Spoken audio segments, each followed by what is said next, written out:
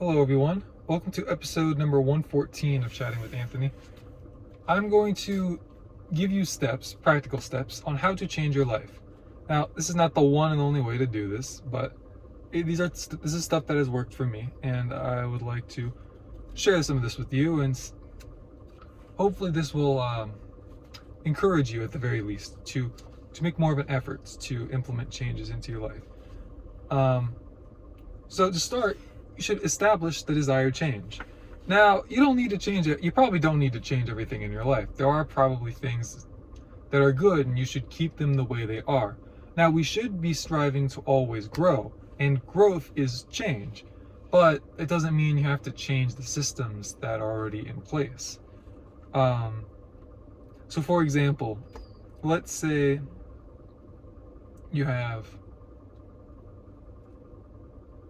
like a diet plan, and it's 3 meals, and you have like overall like good, healthy, clean meals in the diet plan. And let's say you allow yourself like one little treat, like a treat of your choice. Like, you can divvy it up however you want. The treat can be X amount of calories. The treat can, I don't know, you weigh it out by grams. I don't know, whatever you want to do. And let's say that throughout the day, you go through each meal and you have your one treat, and with each meal, you're like, yes, I enjoy this. I don't feel tempted to cheat on my diet. But then you have some days where all of a sudden you binge eat, and you binge eat a bunch of unhealthy food at the end of the day. Now, with each meal, you have a good mindset, and you are not thinking about cheating on your diet, but there's something that happens at the end of the day. You need to change that isolated instance, and you don't really need to change everything else. Now, let's say that you have a hard time following the diet plan. You have a lot of days where you just fall off, and you'll eat like a slightly more unhealthy meal here, and here, but there's also some nutritious stuff throughout the day.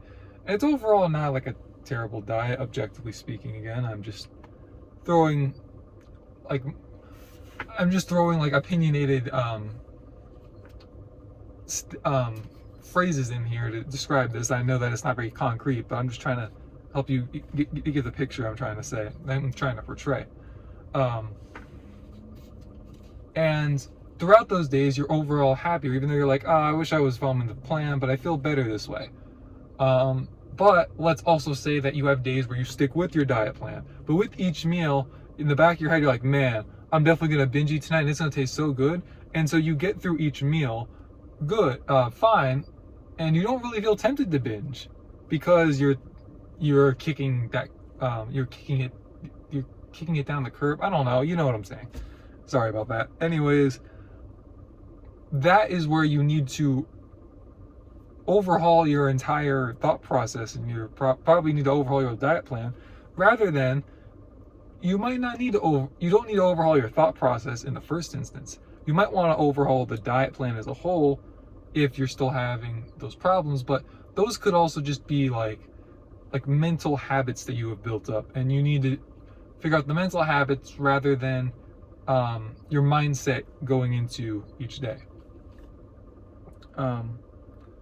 So anyways, that's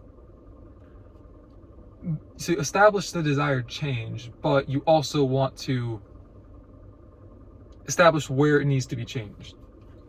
Now that could be with weight, kind of like how I said, with money, with just overall discipline. Like for myself, I struggle with, like, I'll set a goal for the day and I just don't get it.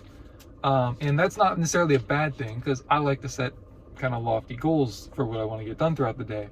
And so I understand that it's unlikely that I'll get this stuff done every day.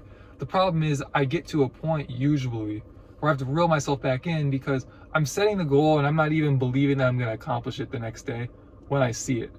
And that's a problem, because then it's just like, what's the point of writing it? Like, yeah, it's a reminder to try to do it, but if you're going into it with the mindset of I'm not going to accomplish it, then I think it's dangerous at that point to just keep it there. I believe I should get rid of it, or at the very least, like I guess say practice ego death. Like, if usually I get three of something done, and I say I want to get 5 tomorrow, but I don't really believe I'll actually get 5 done tomorrow, and then I do 0, Obviously, that's not effective.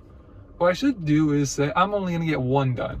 And sometimes what happens is I see that one and I'm like, I could do more than that. Why would I think I can only get the one done? And I know why I did it, but I'm just trying to like hype myself up. And I ended up getting 5 or 6 done anyways. So it really, like, results are important, but how you get those results is also very important. Like if you make a bunch of sales for your business or for your sales job, whatever it is, but you're doing it in completely unethical manners that are really agitating people and how they're being treated, you're unlikely to have lasting success unless you just keep finding new customers to screw over.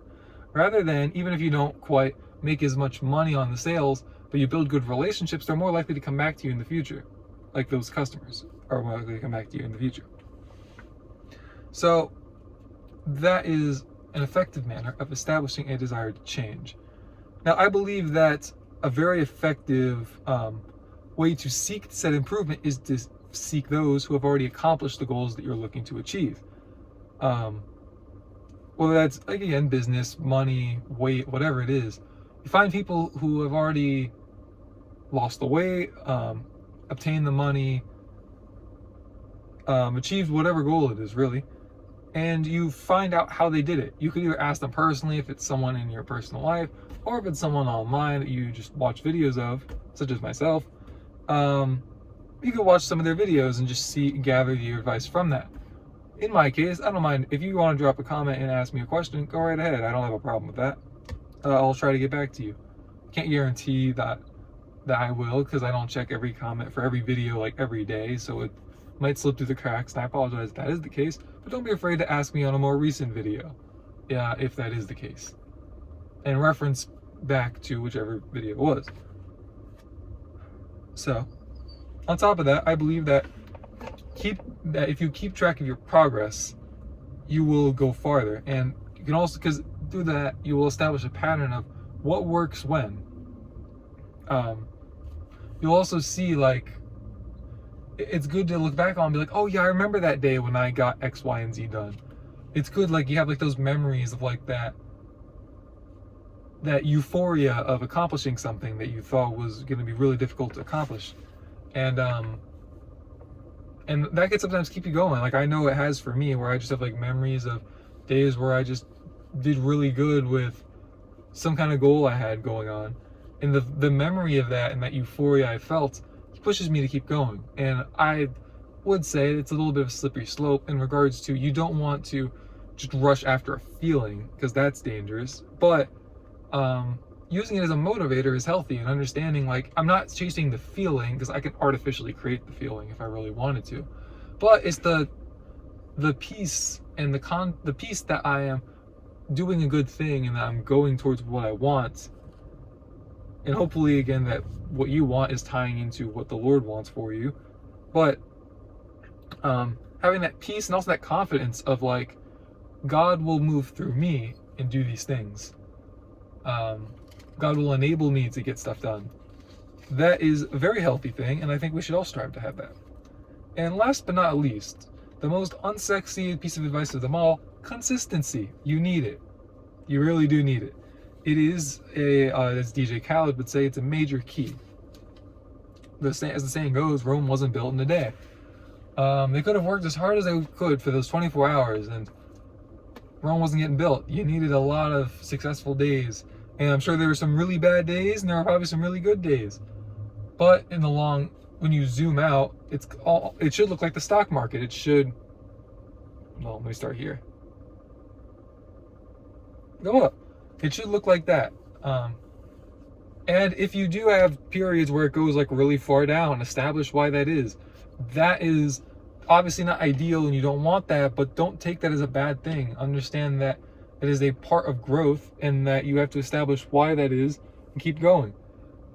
I was just reading something from someone who's very successful, in my opinion, earlier today, and they said that they basically sulked after they messed up a sale that would have been like a lot of money for them.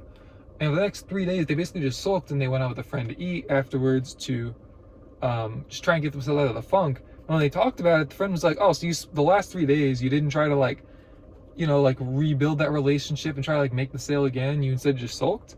And that was when it hit her in almost like in the head, like, oh shoot, yeah, I don't know why I would do that. That really doesn't make much sense. That is what I'm trying to tell you guys to do. Anyways, that's all I have for this episode. Well, actually, no, I'm sorry. One more thing.